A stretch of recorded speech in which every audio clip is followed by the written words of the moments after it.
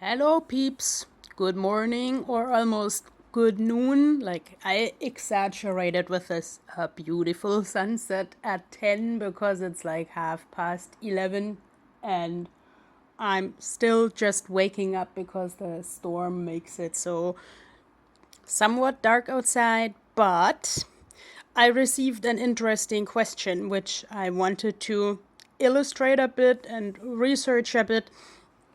As always, this is just what I found out through the internet. Maybe I can figure out how to put links in the description later, but okay, theme of the day, enough babbling. Swimming in the sea, like Sjosund, is an Icelandic tradition, and it's interesting that someone from Germany asked me about it. For instance, if the people were naked, and okay, I had to Google that too because like the closest I ever got to Sjosund is like putting my feet into the water at a thermal beach, and then someone came in right away and went like, "Hey, excuse me, we're doing a movie here."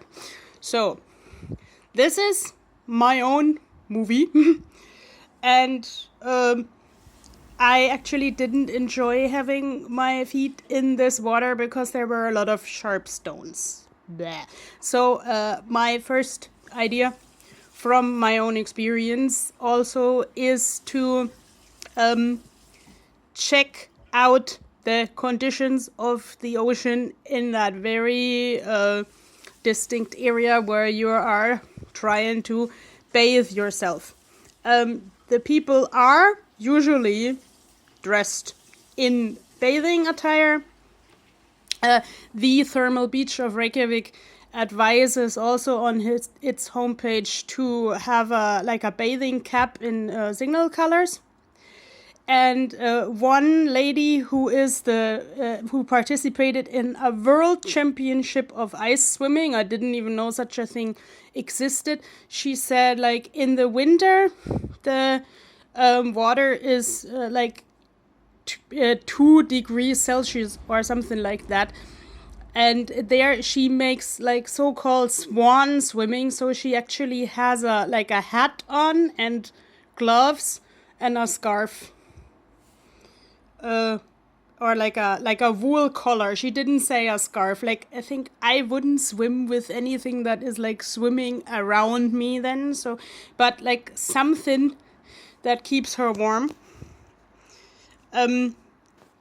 One important advice that I have seen in a lot of homepages that were dealing with Sjosund is like never do it alone. Always be with someone who knows the phenomenon and who knows the area. And one advice was keep talking, keep asking the other person if they're still all right, because biggest risk is hypothermia. Like the first article that I found when I just put Sjosund into Google was like that the ambulances have to be called several times a week, even to this thermal beach, because people who don't know how to do Sjosund, they could pass out in the water and then they have to be rescued again. So here actually I painted, I drew a heart and veins because it was pointed out on several web pages that there is not so much research or almost no research about the health benefits of sea swimming, and that it is a matter of time. Like, it's not an express thing that you just do when you don't know what to do else with your Sunday night, but you have to be like really slow and give your body time to adjust to the water, because let's say especially when your system doesn't know this cold yet. At least that's how I understand it. Even your perception can be like blurred enough to, let's say, not make you make you go out of the water in the right time. Like, okay, go with someone, go slowly. This person who participated in the World Championship of ice swimming said that it helps her like with her anxiety, because like it increases, like the sea swimming increases her body awareness, and she also starts to look at the Icelandic coasts with other eyes, with another way of perceiving them, because then like she drives somewhere and says, oh, this would be nice for sea swimming. But again, don't swim in waters that you don't know.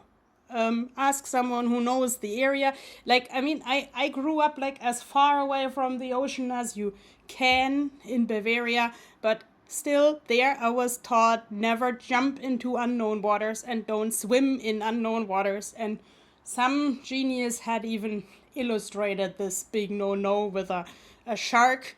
I haven't seen any sharks in Bavaria or in Iceland.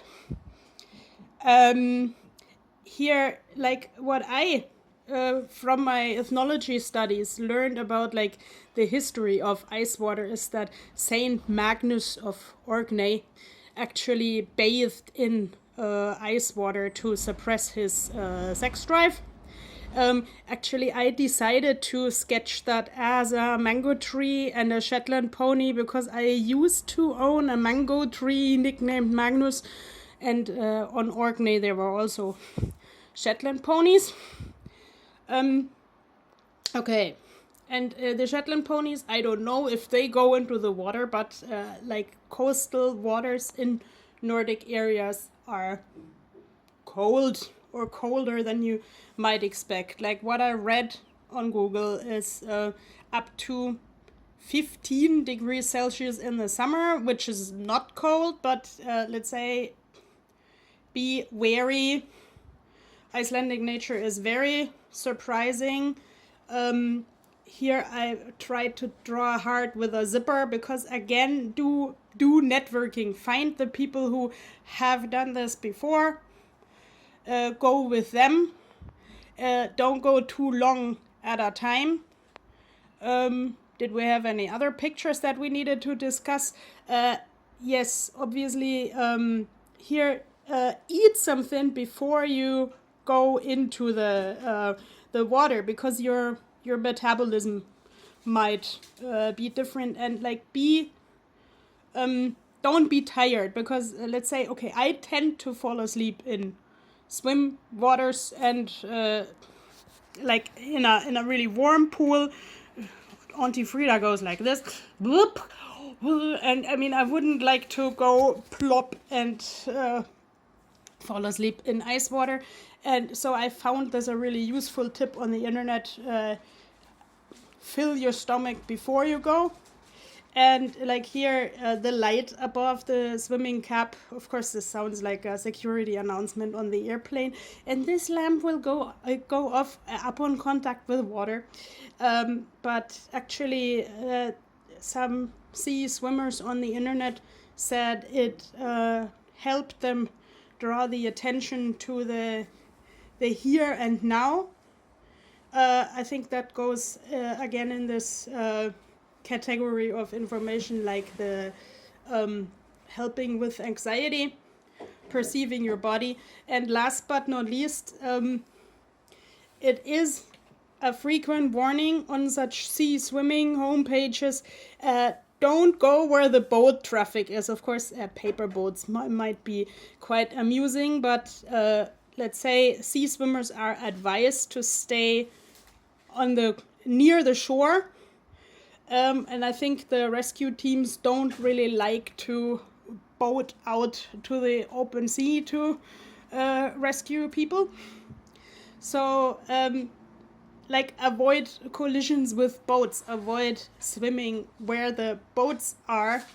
Yeah, because the boats also have their rights to be there, and I think this is like you would see with a car in the street that can't put on the brakes on time, maybe. So yeah.